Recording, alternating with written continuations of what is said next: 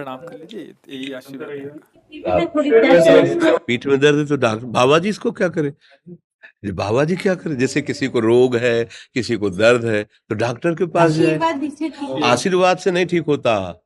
देखो बस वही समझ में नहीं आता, इसी भटकाओं में सब भटक रहे हो। कोई जंतुर बांधेगा, कोई आशीष, इसीलिए तुम सब अच्छे कर्म करो।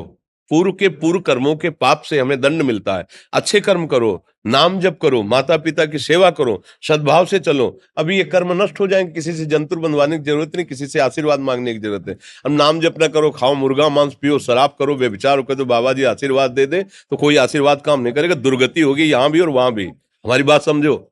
अब जरूर बुरा लगता है, सत्य विषय बुरा लगता है, पर अगर बच्चा सावधान हो जाओगे तो सुखी हो जाओगे। कोई भी हो, हम किसी एक के लिए बात नहीं करते, सबके लिए करते हैं। सब भागते हैं इस बात में कि बाबा जी आशीर्वाद दे, रोग रहित हो जाओ। कभी नहीं होगा, कभी नहीं होगा।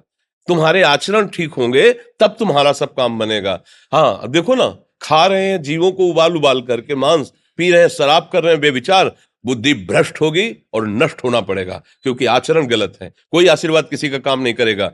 आप अच्छे आचरण करो, माता पिता की सेवा करो, परिवार की सेवा करो, समाज की सेवा करो, नाम जप करो। शरीर में कोई छोटे मोटे कष्ट आवे उनको सह जाओ, आगे चलकर आप देखो कि कैसी उन्नति होती, अच्छा होगा, मंगल होगा। इस ब्रह्म में ना किसी के आशीर्वाद से कुछ हो जाता है। हम आपको पक्की बात बताते हैं कि आज बाबा के यहाँ गए थे यार, पीठ में दर्द कम हो गया। ये तुम्हारा पुण्य लग गया, पुण्य बन गया, तुम्हारा कर्म। तुम आए ना यहाँ, तो जो जो पाग आगे धरे कोटिन यज्ञ समान, साधु दर्शन के लिए भाव से आए तो तुम्हारा वो रोग नष्ट हो गया, तुम्हारे कर्म से नष्ट हुआ। तुम सत्कर्म किए ना, उससे कर नष्ट हुआ। बात समझो बच्चा, आप हमारे घर के हो सब। आशीर्वाद देने से हम कई बार कहा कि अगर तुम सुखी हो जाओ तो हम किसी से न मिले, चुपचाप अपने कमरे में बैठे केवल आशीर्वाद देते रहे सबको।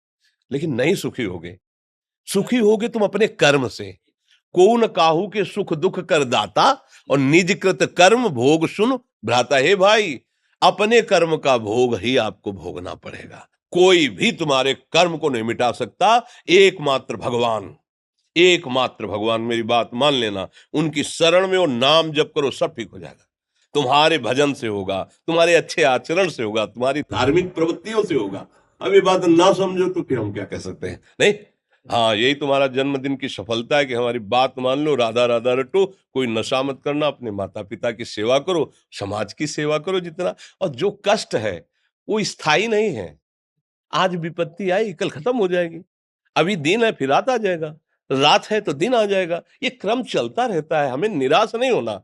सूरवीर योद्धा की तरह हमें जीना है यार, कायर की तरह नहीं जीना